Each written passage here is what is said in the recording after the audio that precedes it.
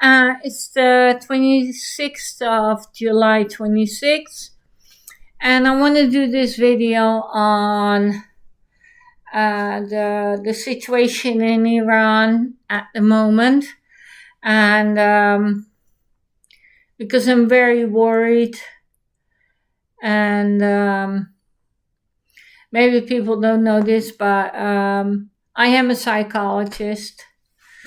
I have a master in clinical psychology, and I'm also a lawyer, and I used to be a civil servant, and I find this whole situation very worrying, and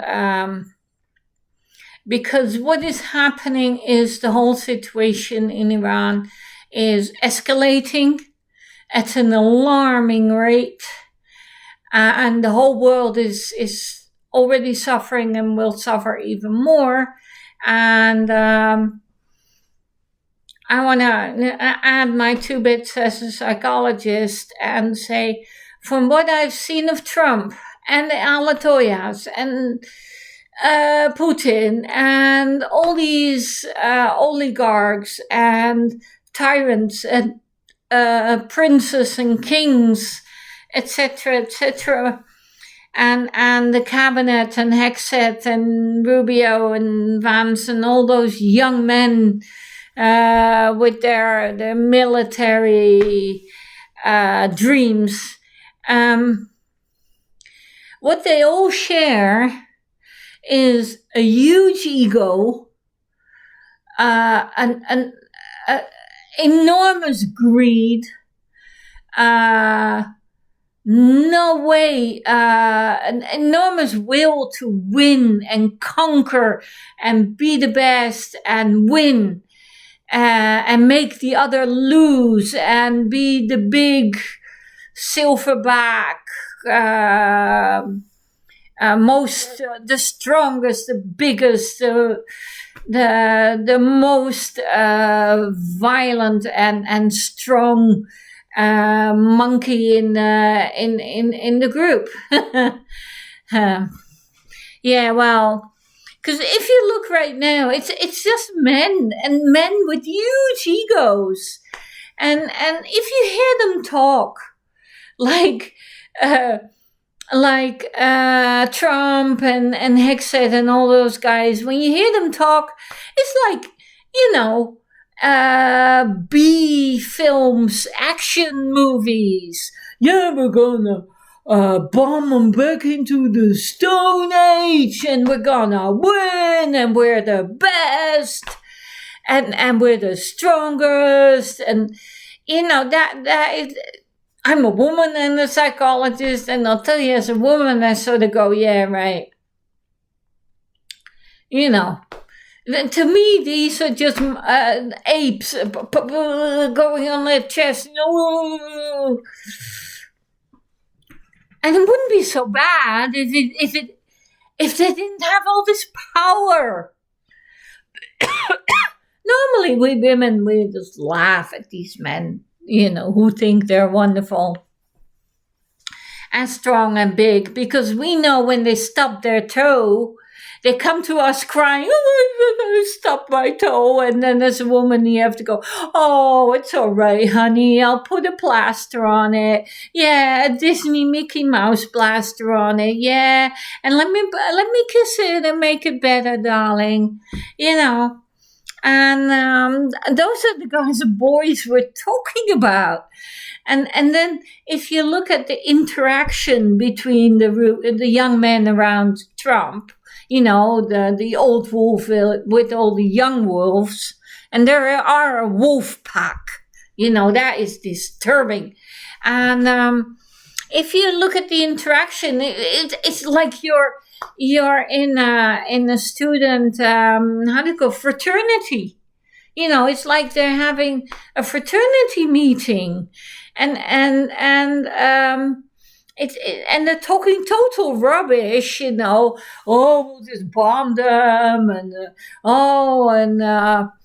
they'll be impressed with our power. No, they aren't. And they keep talking and acting like they're in some real cheap action movie. And guys, that is entertainment from Hollywood. That is not what this world is about. This is not the real action movies are not the real world. Hey ho. And then what happens also, because they're all the same, they're all young white men, Christian, so they have no diversity. They're like frat boys from all coming from the same kind of from rich families, even though Vance is not from a rich family. But they're all these privileged frat boys. And what happens is that you get groupthink, and that is a term and a situation which is carefully studied in psychology. That if you have a mono group with all the same people, so not a group which is diverse, but a very tight group with all the same kinds of people, then they will ride an idea like a horse, and they will not, they'll get blinders on, and they will not be susceptible to any other idea than that one horse they're riding. And research has concluded that the disaster with the space shuttle that exploded actually came from groupthink, because they were so unable to see outside any of or accept or generate any new ideas. They were just stuck in this one. And even when somebody came and said, we have a problem here with the heat shield, they just say, well, we're gonna ignore that because we're not gonna. And that is why the space shuttle exploded. And so that is so that I look at all these young men acting like frat boys around Trump, there's definite groupthink, and they're all talking like they're in a B action movie, and also because they live in a rich bubble, and the whole administration is set up in such a way that everybody around Trump admires him and tries to please him, and it's just one big fan club. Trump has fired anybody who has any criticism or any other or bright idea. Anybody who's different, anybody who has another idea or a different idea, immediately gets fired. So basically, Trump is holding court, and everybody's sucking up to him, hoping that they'll get favors from the king. And I really do call him Mad King George or Mad King Donald, because he's also obviously senile. Listen, I have a master in clinical psychology, and we learn, we get classes in recognizing physical problems, so we can distinguish the physical problem illnesses from the psychological disorders. And Donald is so obviously senile, and the whole anybody who has ever had a parent who became senile or works in an old people's home, any doctor and any worth his salt will tell you that from the way he talks, but also from the way he walks and moves his body, his senility is progressing at an alarming rate.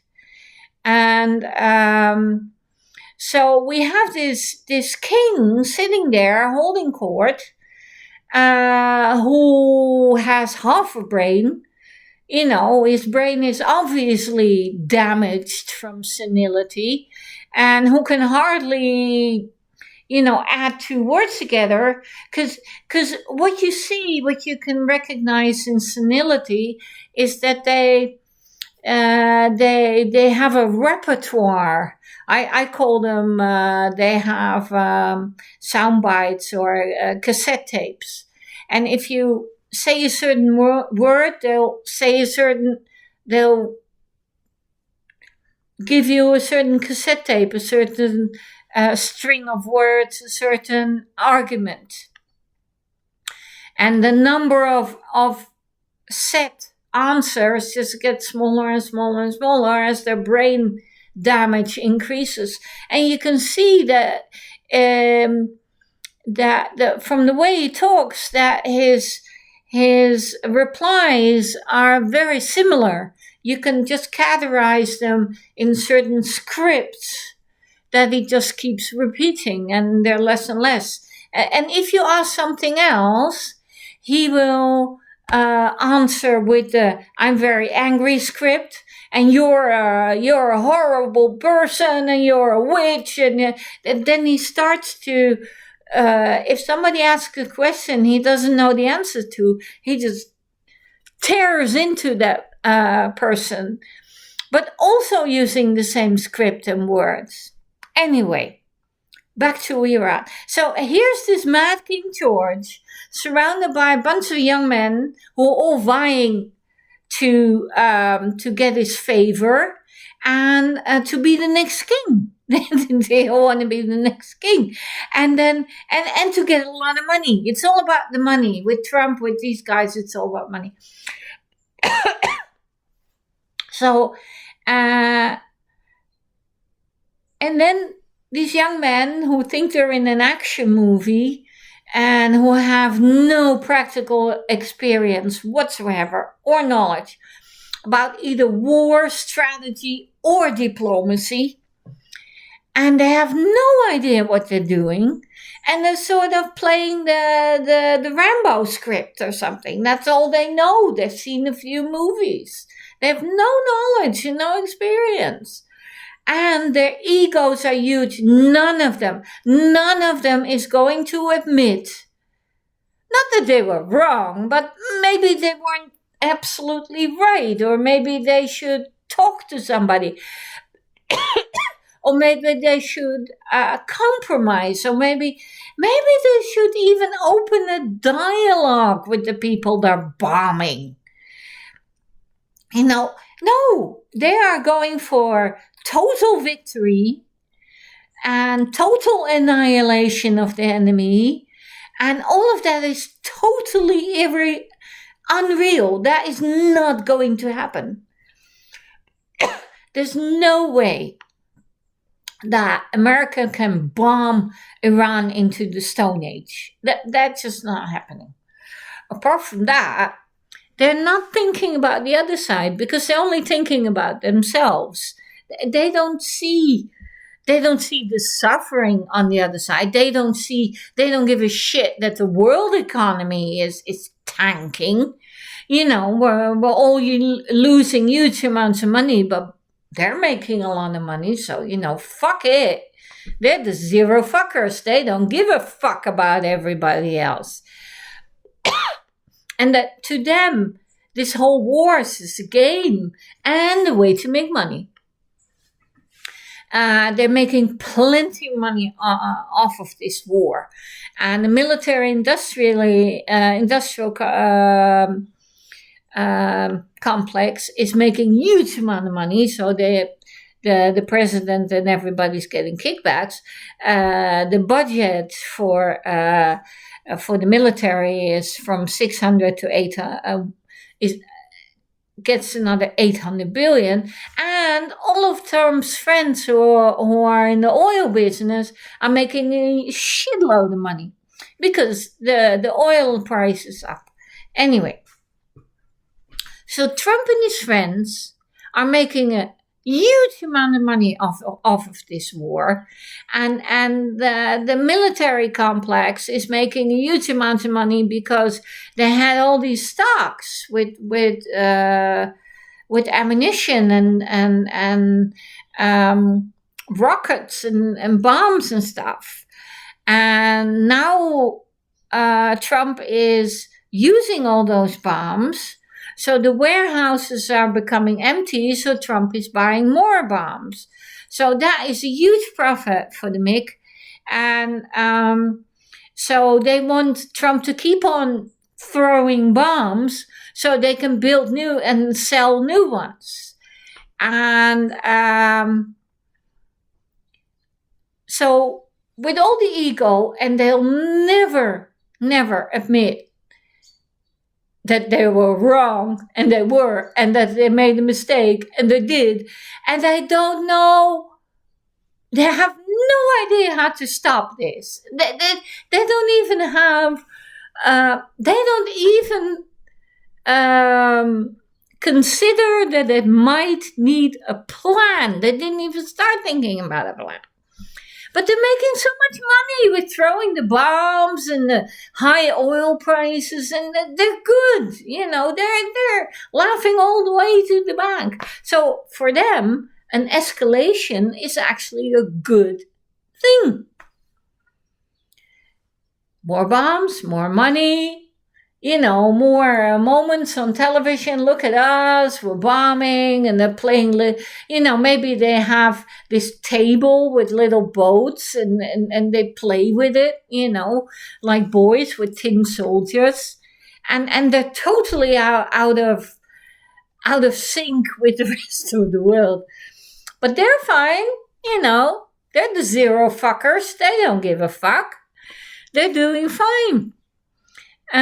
But the rest of the world is going down like the Titanic. And also, all those poor people, all the suffering, all the dead, the dying, the mothers with their bomb children in their hands. Is there nobody who thinks about that? How horrible it is. Bombing is not a game. There are real flesh and blood people there, and they are suffering, and they're dying, and they're grieving, and it's horrible. And war is a horrible thing. And then you have these frat boys laughing, about a mother holding a child in his hands who's lost her legs or something. It's horrible.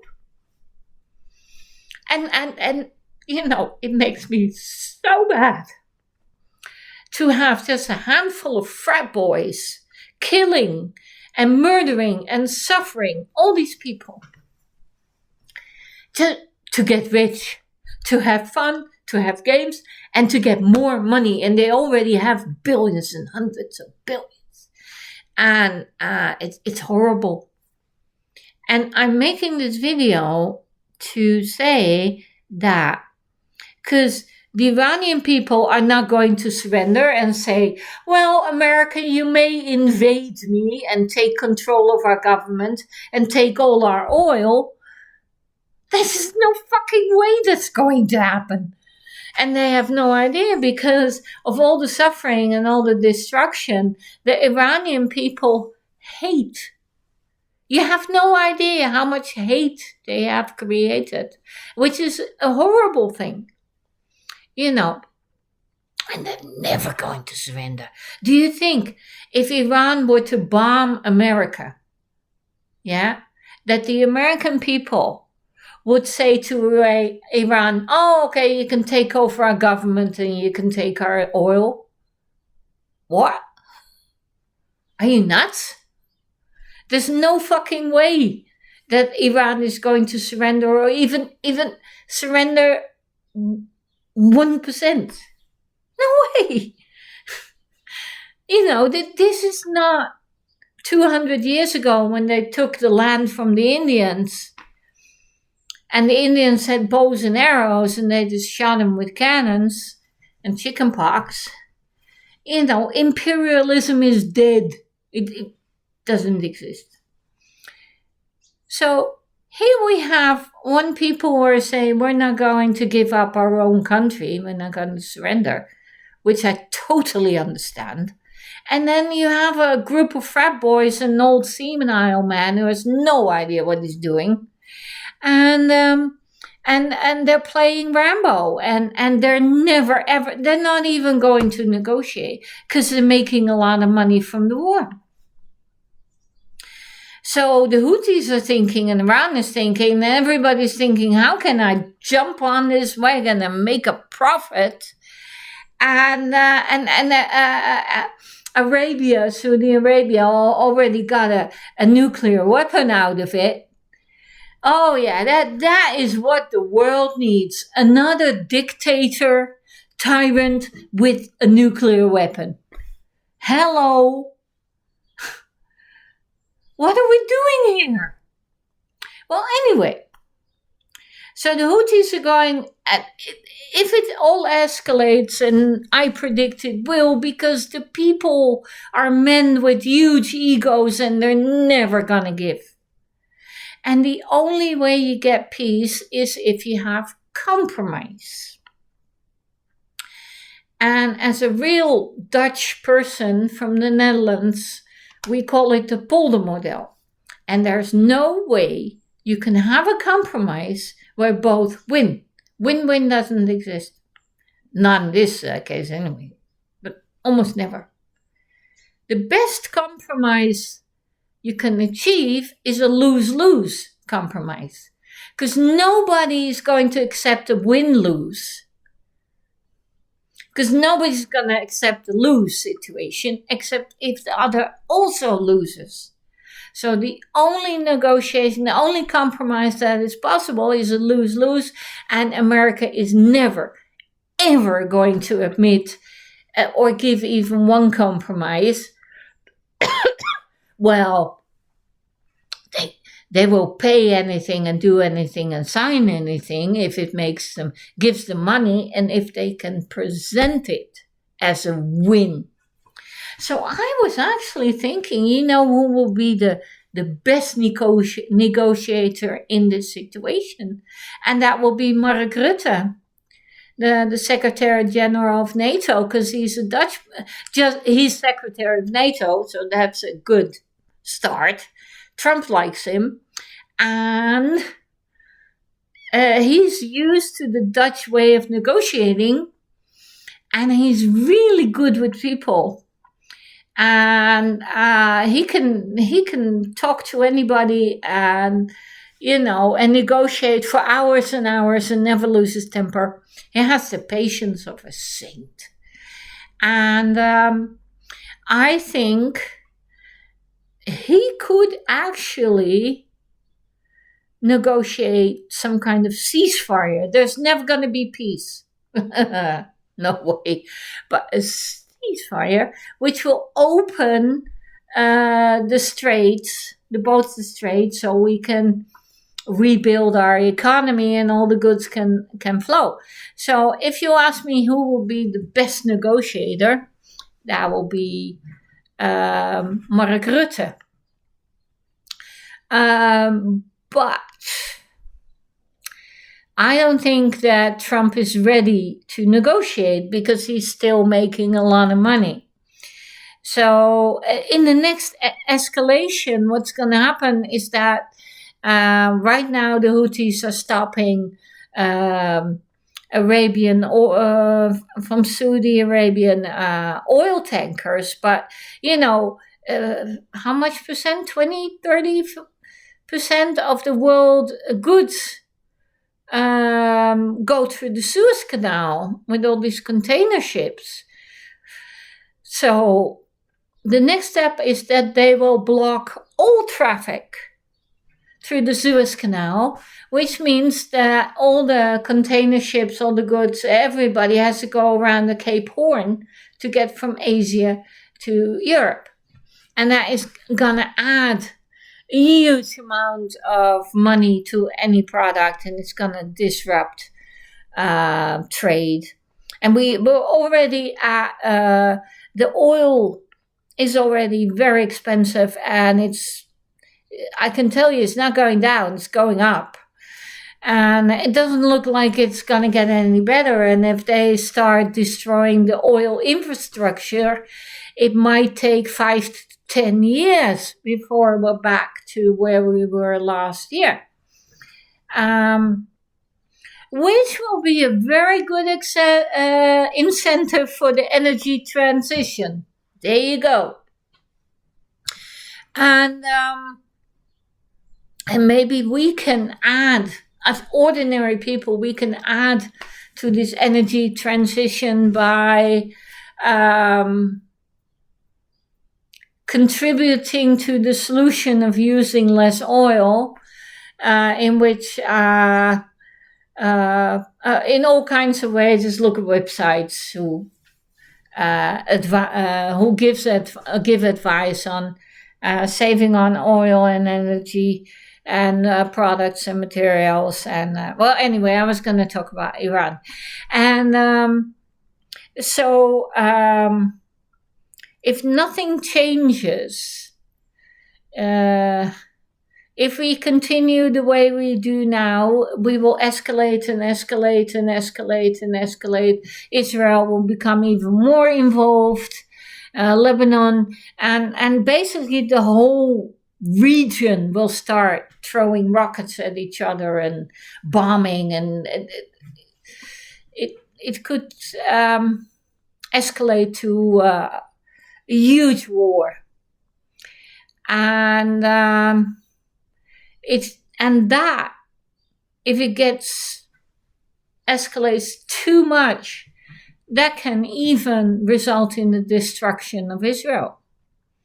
At some point, ground troops from Jordan, Syria, Palestinians, whatever, might invade Israel, and their army just isn't big enough. There are 5 million Palestinians. If they take a hatchet and cross the border, it's going to be a bloody massacre. There's no fucking way 9 million Israelis and 5 million Palestinians can go at each other with hatchets and guns, and Hamas has huge amounts of guns, and it'll be like the Houthis and the Tutsis, and there will be just this, Iran can bomb Israel, and the Iron Dome is not going to stop more than the first 20 or the first 100. At some point, the Iron Dome will fail, and Tel Aviv will be reduced to rubble. The danger, the risks are enormous, because right now everybody's thinking, oh, Israel is, the biggest and the best military force in the whole region, but it's just 9 million people. Iran is 90 million people. So all the countries around, there's several 100 million people against 9 million. No way. So we're going to start with Saudi Arabia, the Houthis, and the USA bombing each other, and that is going to erupt. Then the Suez Canal is going to close. Then the world trade, not just the oil, but the whole trade, will have to go across the Cape Horn. Trade will be disrupted. The whole economies will fail. The world economy will take a real tumble. So for ordinary people, brace yourself, because it could get a lot worse. And in August, we're going to run out of oil reserves. And now they're blocking Suez as well in the Red Sea. Brace yourself. This is going to be an economic disaster. And there could be a lot of death, a lot of killing, a lot of bombs in the Middle East, and all-out war, where all the old anonymities and frustrations and whatever are going to be fought, erupt. And if you look at the players, they're all men with guns and egos, and then those are all silverbacks fighting to be the biggest gorilla on the block, and that is just not. That is going to result in more and more and more violence, and that means that the ordinary people and the women and the children, those will suffer greatly.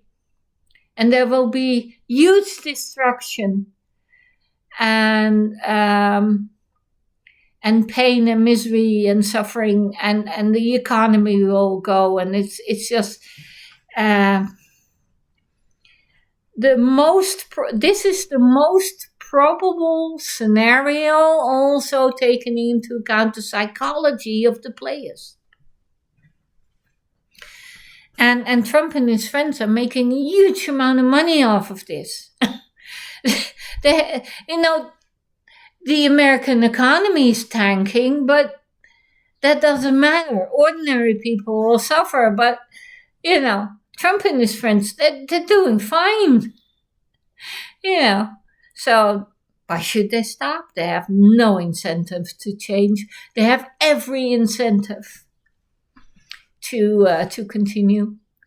So I hope what the only way I see forward in a positive way is if the rest of the world, like China, like Carney, like the European Union, like even NATO, or the NATO the other NATO partners, and Australia, if everybody starts petitioning and starting peace talks and just putting pressure on the two parties, the two angry old men, to talk some kind of ceasefire. And make it financially attractive to Trump and his friends and to the Iran regime. I think if you give enough money, you can buy peace. If you give Trump a couple of billion, let's be honest, it is the most corrupt government America has ever had. So maybe if we all get together, like Canada and Europe and China, if we all get together and we contribute to some kind of peace fund, and Rutte starts talking to him, and maybe we can buy peace. Because all these men, apart from their egos, the only thing that motivates them is greed. And the only thing they're interested in is money. So, and then you don't have just the government. You don't have just a Trump and his, his young wolves. In fact, who's pulling the strings in America are the very rich people, like Musk, like